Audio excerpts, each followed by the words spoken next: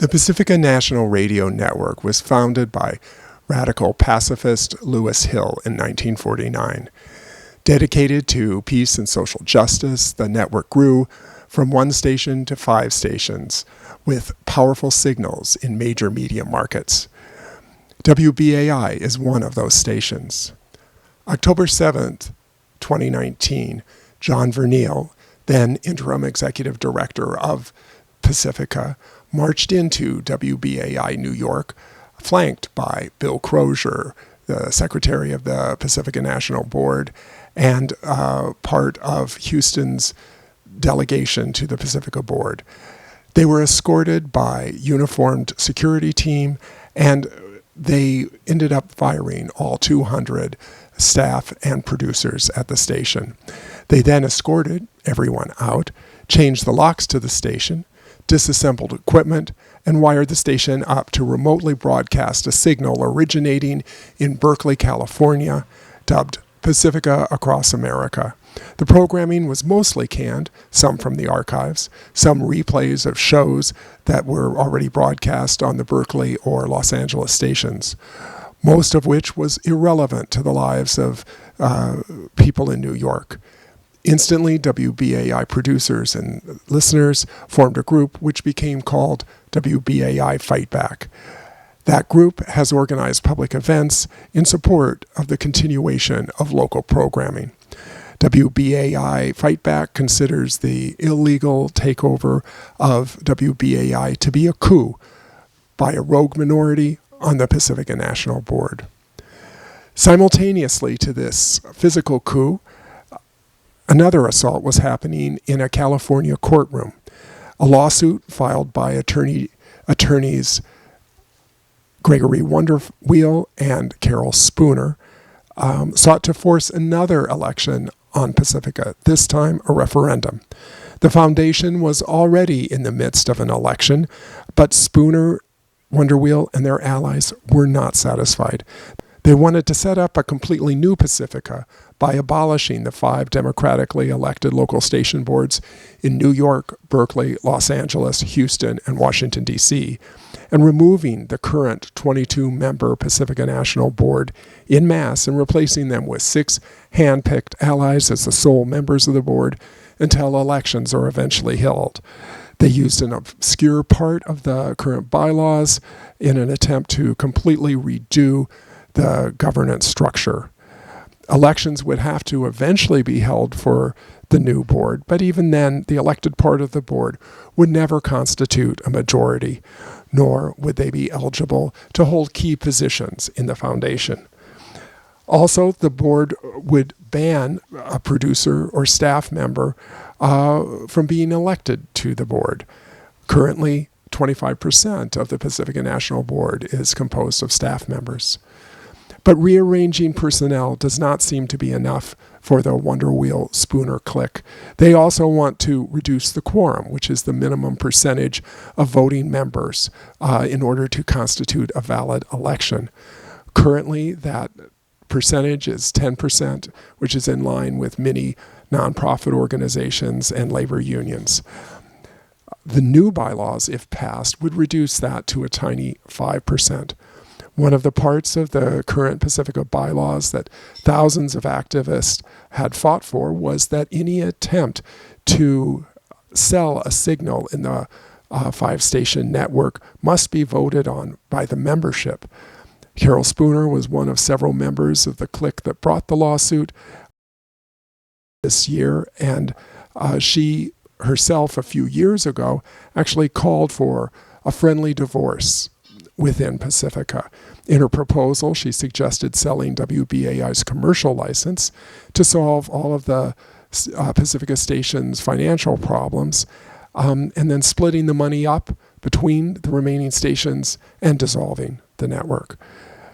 Bill Crosier, Pacifica Board Secretary from Houston's KPFT Radio, also previously proposed swapping WBAI's signal for a weaker one and having Pacifica pocket the cash. Absent from either of their visions was solidarity with WBAI's struggle to recover. This is also reflected in the effort of interim executive director John Verneil's thorough attempt to eliminate any possibility of WBAI's recovery by disassembling and sabotaging the station's financial system and telling WBAI's landlord that the station would be shuttered and that she should seek new tenants. Also absent from their planning was any vestige of democracy. Instead of publicly presenting the new structure of Pacifica and allowing member input, they snuck it in through a clever propaganda campaign, which allowed them to get 1% of the membership to sign a petition to call for a referendum. This proposal was not to be considered within the context of currently planned elections, but disruptively in the midst of a network election, focusing another expensive election on an already cash-strapped Pacifica. Insidiously, Spooner and Wonder Wheel's lawsuit was served to the Pacifica National Board Secretary, Bill Crosier, who was a part of the secret plot to shutter WBAI. Crosier did not promptly inform the Pacifica National Board of the suit. That board holds all power in the network. They have the final say. And what had happened was the executive director sent Pacifica's attorney to court with orders to not contest the suit. It was all an inside job. Only later did the full Pacifica National Board, or PNB for short, get informed. But by this time, they were already in the midst with a rogue minority within the board who claimed 5 members of the board majority were disqualified for various spurious reasons. The minority then tried to get, after the fact, approval for the takeover of WBAI, which they got, but which the board majority later challenged in court. But WBAI did not accept the takeover by rolling over. Instead, attorney Arthur Schwartz sued Pacifica for its illegal action using a New York state court. He eventually won the case. Unfortunately, the California court allowed the referendum to go on. Currently, WBAI is in the midst of that referendum. WBAI Fightback has been campaigning to the local membership and staff members to vote no in the referendum. A national coalition has formed called Pacifica Fightback to the same end. If you are a WBAI or Pacifica station member, you can vote no in either of the staff or listener elections. The fate of accountable listener and producer-controlled radio is in the balance. You have until Thursday, March 19th to vote. If you were a member in the year 2019 at any point that you renewed in that year, you should get a ballot. If you didn't get a ballot, you need to go to WBAI Fightback to learn how to get an electronic ballot. You can also go to elections.pacifica.org. So thousands of WBAI and Pacifica members did not get ballots in this election. So go to WBAI Fightback or elections.pacifica.org. Next, you'll hear attorney and WBAI producer Arthur Schwartz addressing the first meeting of WBAI Fightback. Okay, so last night I got a temporary restraining order from a judge who actually lives at 421 Hudson Street. And their lawyer hung around and came there and basically argued. What's that? We're radio journalists. They basically argued, and this I think you're going to hear a lot of, is that they own the license. They can decide whatever they want to do with the station. And the judge asked, how long have you been planning this? They said months and months. Right? Now, the new executive director only came in August, so that seemed like a bit preposterous in terms of planning, but that's what and he asked because he was concerned about notice and due process, and because we have these things called members, and part of the basis of the lawsuit is to say, the producers are members, the contributors are members, we elect a board, a local station board, And in fact, under the Pacifica bylaws, the local station board, in conjunction with the general manager, decides the programming. It doesn't say, there's nothing at all about the national board having any say about programming at all.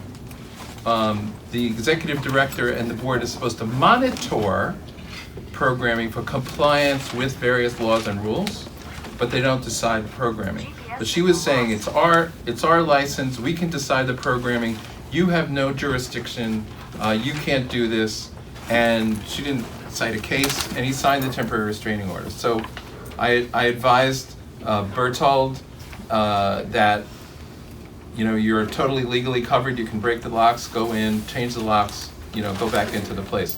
And I have a feeling from what I heard is that if they hadn't done that this morning, by tomorrow, there would have been nothing left. They would have taken all the equipment out and the computers out and everything.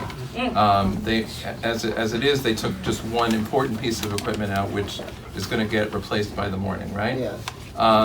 So they then basically have done nothing to comply with the order, which told them to cease and desist from all methods of interfering with WBAI's control of its radio station. So this evening I filed a motion for contempt in order to show cause to hold them in contempt. And but as part of that order, because that would also they'd come in at a later date. I asked the court to order the tourist organization to allow us to have access to the antenna, which there were people up there tonight. I haven't heard a report yet whether they were successful or not. To have the host of the hosting company that has our website to give us back our website, because all that's happened is they got in and they're redirecting. If you go to WBAI.org, it gets redirected. Right. It's not the same. It's not on our website, our web page. They haven't changed the content. They're redirecting it. To have Google give us back our control over WBAI.org emails, and to have Chase Manhattan Bank return our ability to control the bank accounts. That doesn't mean we don't try to set up something otherwise. So that I will probably be before a judge, if God doesn't strike me down, tomorrow afternoon. I'm going to leave the synagogue and go fight for WBAI. Maybe they'll atone since the Shem perform for their sins. And when I did call the lawyer today to tell, I did notice what they're doing. They didn't. I thought they were going to try to move it to federal court because they're saying federal law, federal law, federal law. The FCC controls what goes on in radio stations. A state Supreme Court judge can't tell a radio station what to do, and which is not true. And they can't tell a radio station what the content should be, but they can tell them to abide by their bylaws, which is basically all that this lawsuit is about. So when I called today, I said to the lawyer, I said, I served you with the temporary restraining order. You guys haven't complied. She said, we don't recognize the authority of the court. I said, am I talking to Donald Trump or a lawyer?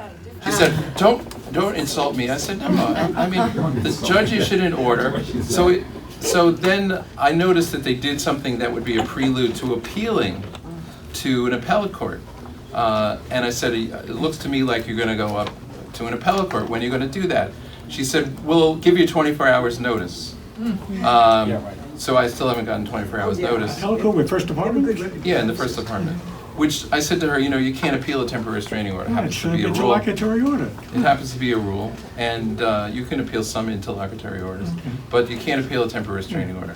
And she said, we started arguing, but basically she then returned to this. The FCC, the Federal Communications Law, is what applies here. It's our license. We can do whatever we want. So that's going to be their argument. They have not filed in federal court to remove it, to stay it, to stop the local court. Okay. So to me, and I also believe that the FCC wouldn't say a license holder can violate its own corporate document in making decisions, which is what they have done here. So I didn't. To me, so that's basically procedurally where we're at. I will see a judge. It's been filed. I have to bring it over to the judge by hand sometime tomorrow. And then she can decide whether to sign it, and it would say, as an addition to the TRO, to give us access to the antenna and the website and the email and the bank account. That's in. WBAI Pacifica board member Alex Steinberg discusses the devastating attack by a minority on the Pacifica National Board against democratic process on the board and against Pacifica. September 17th, the Breaker faction's gift to Pacifica. I'm calling the people behind these plans the Breaker faction because their intent is to break up Pacifica. We did not have to wait long for this prediction to be confirmed. Just a few days after I circulated my director's report, on September 17th, Pacifica members throughout the country were greeted by an email blast from a group calling themselves the Pacifica Restructuring Project. 3 current directors signed this document: Bill Crosier from KPFT, Donald Goldmacher from KPFA, and Mansour Sabak from KPFK. A number of other former directors and others long associated with KPFA endorsed this action. The petition launched by the Pacifica Restructuring Project calls for Pacifica bylaws to be replaced by a brand new set of bylaws that are at their core deeply undemocratic. They want to abolish the local station boards and replace them with advisory boards handpicked by management. This is the formula currently in place at NPR stations, where the community advisory boards are nothing more than rubber stamps for management, and listeners have no input into programming decisions, or anything else for that matter. Directors would be mostly appointed, only 5 would be elected in a winner-take-all election that gives no voice to minority opinions on the board, as our current proportional representation voting system does. And starting in January, they would name 6 interim directors who will have absolute authority to run Pacifica without any accountability to anyone until such time as they are ready to hold their first elections. Finally, even if one thinks these horrendous bylaws are a good idea, the Breaker faction has been insisting that a petition by members followed by a referendum of the entire membership happen right now while we are in the middle of an election for local station board delegates. September 19th, Breaker faction tries an illegal parliamentary maneuver to force the new bylaws on Pacifica. The Pacifica National Board met on September 19th, the first meeting after the chair was removed. The meeting had been deadlocked by an 11-11 vote most of the evening, as a number of directors now realize the destructive nature of the Breaker factions as a number of those directors regrouped.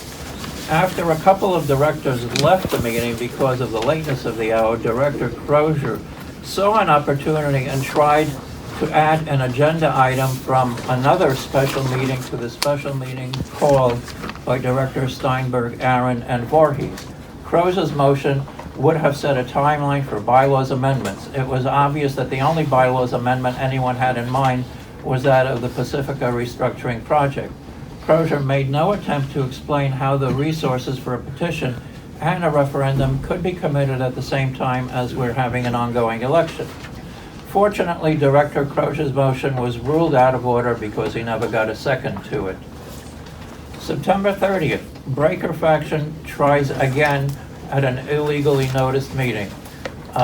They noticed the meeting 3 days in advance, which is out of compliance with CPB regulations, and would have had that meeting actually taken place, we could have been in a lot of trouble. Fortunately, there was no quorum to meeting, so the meeting didn't actually happen. Now, while this was going on, there was at the same time a campaign to demonize WBAI. The new anti-democratic bylaws were one part of the Breaker faction's plan. The other part is the sale of one or more of the East Coast stations. The immediate target for that is WBAI. In order to gain support for that, they have launched a disinformation campaign aimed at convincing board members that all the financial problems of Pacifica are due solely or primarily to WBAI, which they claim is badly mismanaged. They have tried to justify this patently false statement by cherry-picking financial data that seems to support their claims and failing to report other data that refutes it. There have also been accusations unwarranted by the facts that the WBAI general manager allowed a producer to violate FCC regulations. You can discuss that in more detail if you wish. Perish the thought. Pacifica National Board Pro Tem Chair Steinberg warns Pacifica about happenings on the board. September 11th, warning issued of plans to dismantle Pacifica. You have the warning. That was my report. I'll just give you a brief excerpt. And this was a report that I wrote for the LSB meeting on that day. A group of directors on the PNB intent on usurping the role of the WBI LSB in evaluating management. They are intent on removing WBI's management team by executive fiat. Furthermore, the goal of these behind-the-scenes machinations is not the revival of WBAI, but its dismantling. The general outlines of their plan for WBI and Pacifica are no mystery. There was, at that time, a document circulating called Plan B. Plan B called for the dismantling of Pacifica as a network and the devolution of each of the radio stations into its own legal entity. This will be accomplished essentially by scrapping the current bylaws either through lawsuits or through intervention of the California Attorney General, or as we later saw, an attempt at a referendum. Democratically elected local boards will be gone. They will be replaced by purely advisory bodies appointed by management.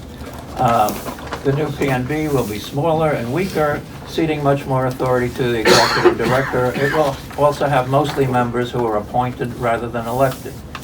Okay, that was my warning on September 11th. On October 15th, scores of WBAI Fightback members and supporters held a press conference on the steps of City Hall in New York. Elected officials and activists spoke out against what activists call a coup at WBAI. Among those speaking were ACT UP New York's Brandon Quickie, who recounts WBAI's important coverage of the AIDS crisis in the late 1980s through the present day. Fight back! Brandon Quickie, why the heck are you here, my brother? I'm here. Hi.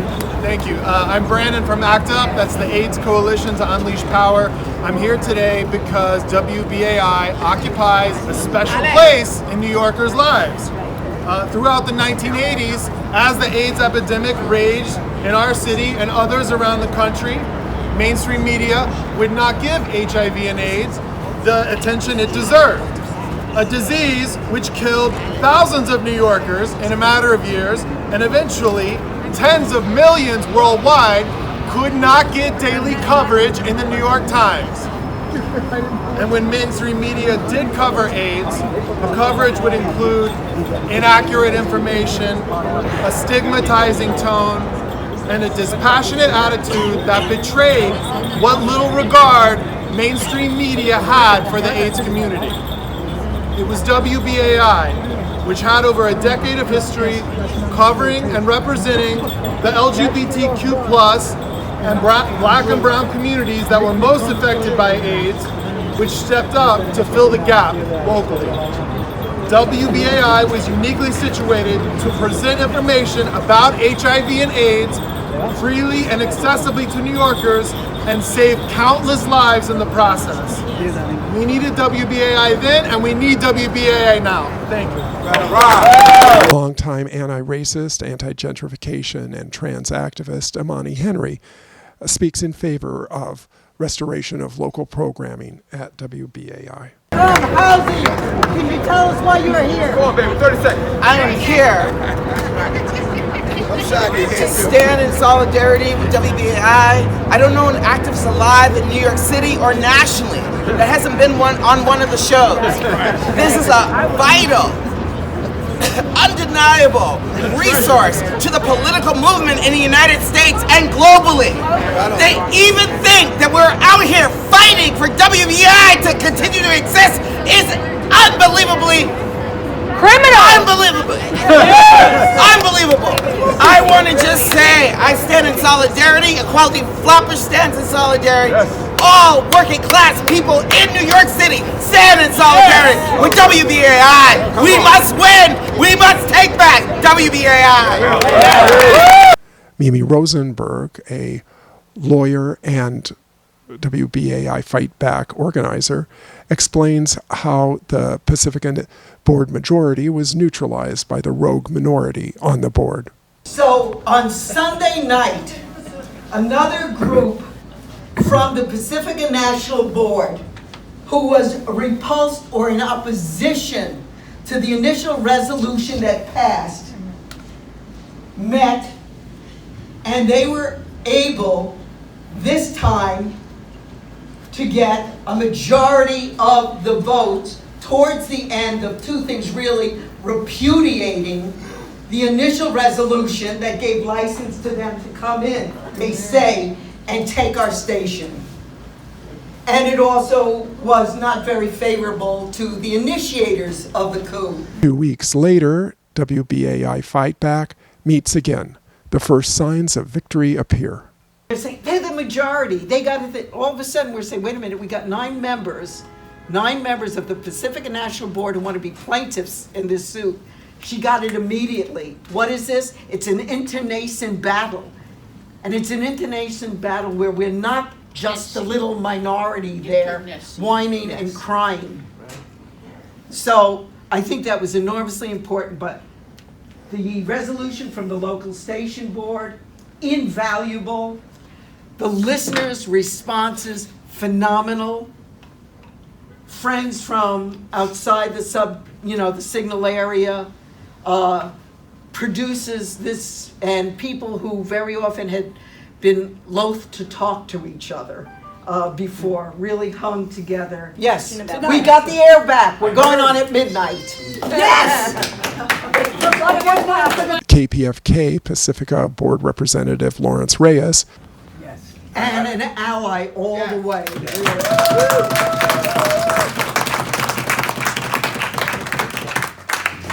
So I just want to say that the only order we should take henceforth from Mr. Vanelli is the order that put WBAI back on the air. After that, we have suspended him.